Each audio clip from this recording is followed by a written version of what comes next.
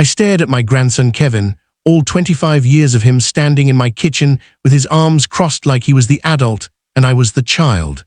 The check sat on the counter between us, $200,000 made out to me from my late husband Richard's estate.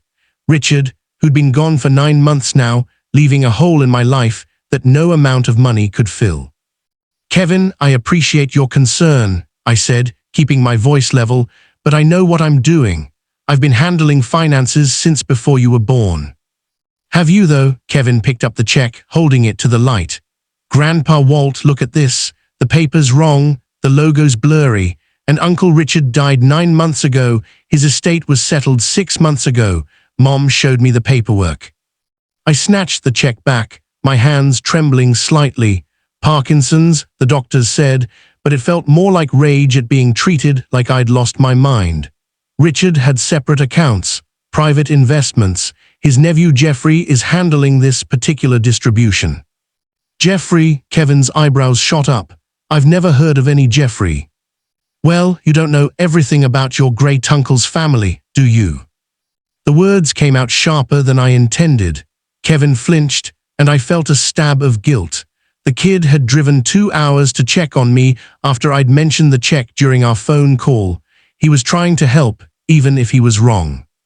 "I'm depositing it tomorrow," I said firmly, "alone." Kevin left that evening looking worried, and I spent a sleepless night second-guessing myself. But morning came, and with it, my resolve. I'd been a postal worker for 37 years.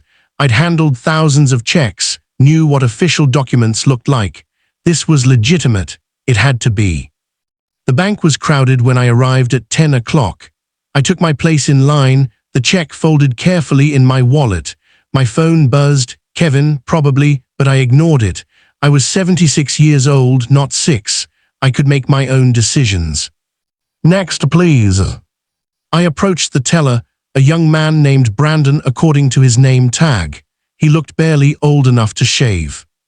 "I'd like to deposit this," I said, sliding the check across the counter with more confidence than I felt. Brandon's eyes widened at the amount. He picked it up, turned it over, held it up to examine the watermark. His expression shifted from impressed to concerned. "Sir, this is a substantial amount. I'll need my supervisor to verify this." My stomach knotted. "Is there a problem?" "Just standard procedure for large deposits. One moment, please." He disappeared into a back office. I stood there, aware of the people in line behind me, aware of my phone buzzing again in my pocket. 5 minutes passed, then 10. When Brandon returned, he had a woman with him, late 40s, sharp-eyed, wearing a badge that identified her as Assistant Manager Chen. "Mr. Morrison, I'm Lisa Chen. Could you step into my office, please?" The walk to her office felt like a death march. She closed the door and gestured for me to sit. The check lay on her desk like evidence at a crime scene. "Mr. Morrison, when did you receive this check?" 3 days ago, by mail, from Jeffrey Whitmore. He's handling my late husband's estate." "And you've spoken with Mr. Whitmore directly?" "Well, no. He sent a letter explaining everything. It was all very official." Lisa Chen typed something into her computer, her face carefully neutral. "Mr. Morrison, I'm going to be direct with you because I think you deserve honesty. This check has several indicators of fraud." The room tilted. "What?" "The routing number doesn't match any legitimate bank. The paper stock is commercial grade, not security paper. The microprinting is missing entirely." She pulled up something on her screen.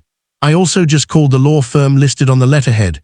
There's no Jeffrey Whitmore associated with them. In fact, they've received multiple complaints this month about someone using their name in scam operations." My mouth went dry, but the letter looked so official. The law firm address, the notary stamp. "All easily faked these days, I'm afraid." Her voice softened. "Mr. Morrison, have you sent any money to anyone regarding this check?" "No, I was just going to deposit it." "Thank God," she leaned back in her chair. "Here's how this scam typically works. You deposit the check. It appears to clear, sometimes for days or even a week. Then someone calls claiming to be from the estate, saying there was an error. They overpaid you, or there's a tax issue, or some other emergency. They ask you to wire back a portion, maybe $50,000, to correct the mistake. And then the original check bounces. The bank takes back the $200,000 from your account, but the money you wired, that's gone, untraceable. You'd be liable for everything you sent them, plus the bounced check fees. I felt sick. If Kevin hadn't raised concerns, if I'd made this deposit without question, if I'd received that follow-up call, I would have wired the money without hesitation. I would have lost everything, my savings, my home, my independence. How did they know about Richard? I asked quietly. Obituaries, death notices are public. Scammers read them looking for vulnerable targets, surviving spouses, elderly friends. They customize their schemes based on what they learn. It's why it feels so personal, so real. I thought about Richard's obituary, how I'd been listed as his surviving husband of 43 years. Our entire life together turned into ammunition for thieves. I want to report this, I said.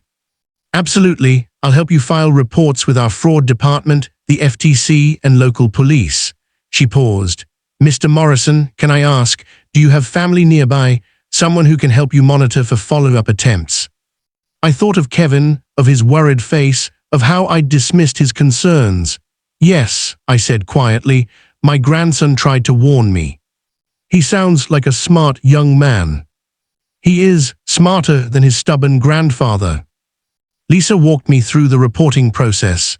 We made copies of everything, the fake check, the fraudulent letter, even the envelope it came in. She gave me pamphlets about elder fraud and websites where I could learn to spot scams. When I finally left the bank 2 hours later, I sat in my car and called Kevin. Grandpa, thank God, I've been trying to reach you, did you? You were right, I interrupted. The check was fake, it was all a scam. Silence on the other end. Then, are you okay? Did you lose any money? No, the bank caught it. You caught it, really. If you hadn't planted that doubt in my mind, I wouldn't have looked at it so carefully. I would have. Kevin, I could have lost everything. But you didn't. His voice was gentle. You're okay, that's what matters. I'm sorry I didn't listen. I'm sorry I was so stubborn. Grandpa, these scams are designed to fool people, smart people. There's no shame in almost falling for it. But there was shame. Shame that I'd needed my grandson to protect me. Shame that I'd grown old enough to become a target. Shame that grief over Richard had made me vulnerable. Can you come by this weekend? I asked. Maybe help me set up some safeguards, look over my accounts. I'd love to. That evening, I sat in the living room Richard and I had shared for decades. His reading chair still sat empty by the window. I thought about calling the fake Jeffrey, giving him hell, but the bank had advised against any contact. Instead, I looked at the fraud pamphlets Lisa had given me. I read about phishing emails, fake charity calls, romance scams, tech support frauds. A whole industry built on exploiting people like me, people who were lonely, grieving, trusting. But I also thought about Kevin, about how he'd taken time off work to warn me, about how he'd called repeatedly to make sure I was safe, about the family I still had, even with Richard gone. Getting old meant losing things, sharpness, independence, partners, but it didn't mean losing everything. I still had people who cared. I still had the sense to accept help when I finally recognized I needed it. The fake check was gone, destroyed by the bank, but the lesson remained. Pride and grief make terrible advisors. Family, even when they're annoyingly right, makes better ones. Richard would have laughed at this whole mess, I thought. Then he would have hugged me and said, Walt, when are you going to learn that admitting you're wrong doesn't make you weak? He'd been right about that, like he'd been right about so many things. And I was grateful, grateful for Kevin, grateful for second chances, grateful I'd avoided disaster by the narrowest of margins. Sometimes the best thing about being stubborn is having people who love you enough to push back.